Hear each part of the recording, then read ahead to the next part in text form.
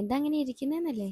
പെട്ടുപോയി അത്ര തന്നെ. ഇനി ഇതൊക്കെ കൂടി ചെപ്പ എഴുതി തീർക്കാന്ന് ദൈവത്തിനറിയാം. ഡിഗ്രി കഴിഞ്ഞപ്പോൾ നിർത്തി എഴുത്താ, പിന്നെ എപ്പോഴാണ് സ്റ്റാർട്ട് ചെയ്യുന്നത്? അതായത് അനിയനൊരു കോഴ്സ് ചെയ്യുന്നുണ്ട്. അവിടുന്ന് അവന് കുറച്ച് അസൈൻമെന്റ്സ് ആൻഡ് പ്രൊജക്റ്റ് എഴുതി തീർക്കാനുണ്ടായിരുന്നു. അത് എഴുതി തീർക്കാൻ അവൻ ആളെ തപ്പിക്കൊണ്ടിരിക്കുമ്പോഴാണ് ആ ചൂണ്ടയിൽ ഞാൻ പെടുന്നത്. ഈ ഒരു പാക്കറ്റ് എ4 ഷീറ്റ് എന്റെ കയ്യിൽ തന്നിട്ട് പറയുക, ചേച്ചി സഹായിക്കണം. ഇപ്പൊ തൊട്ട് സഹായിക്കാൻ തുടങ്ങിയതാ. തുടങ്ങി സമയം 1 മണി ആവാറായി. ഒരു വിശാല മനസ്സിനുടമയുടെ രോദനം, അല്ലാണ്ട് എന്താ പറയാ. ഇനി രോദനം പറഞ്ഞു നിന്നിട്ട് കാര്യമില്ല. ഒരു ആവേശത്തിന് പുറത്ത് ഏറ്റുപോയത്. ഞാനീ തപ്പിക്കൊണ്ടിരിക്കുന്നത് എന്താണെന്നറിയോ? ഞാൻ ഉമ്മാടെ വീട്ടിൽ പോയിന്ന്. അവിടുന്ന് ഞാൻ കുറച്ച് എഴുതിയേക്കുന്ന അത് ഇതിൽ കാണുന്നില്ല. എഴുതാനിരിക്കുമ്പോൾ പ്രശ്നമായത്.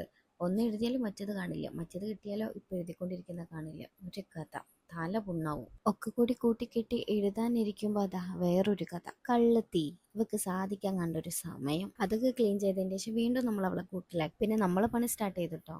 എഴുതാനുള്ള പെന്നും അങ്ങോട്ട് സെലക്ട് ചെയ്ത് പിന്നെ ഒരൊറ്റ എഴുതാ. ഞാനിങ്ങനെ ഇരുന്ന് എഴുതുമ്പോൾ എനിക്ക് കോളേജിലെ സ്കൂളിലൊക്കെ മെമ്മറീസ് വരിക. ദെൻ അവിടെയാണല്ലോ ഇതുപോലെ അസൈൻമെന്റും പ്രൊജക്ട് സെമിനാറൊക്കെ ഉള്ളത്. സ്കൂളിലൊക്കെ പഠിക്കുന്ന ടൈമിൽ അസൈൻമെന്റിന്റെ ഫ്രണ്ട് പേജ് കാണണം. കുറെ കളറൊക്കെ വാരി തേച്ച് സൈഡിൽ 2 പൂവ്, പിന്നെ സൈഡിലായിട്ട് ഒരു വേവ് പോലത്തെ ഒരു സംഭവം ഉണ്ട്. അത് മെയിൻ ആണ്. എഴുതുന്നതിന്റെ കൂടെ എന്തെങ്കിലും സ്നാക്സ് കഴിക്കാൻ വെച്ചിട്ട് സ്നാക്സ് എടുത്തുകൊണ്ടിരുന്നു. അവസാനം തിന്നല് മാത്രമേ ഉള്ളൂ, എഴുത്തില്ല.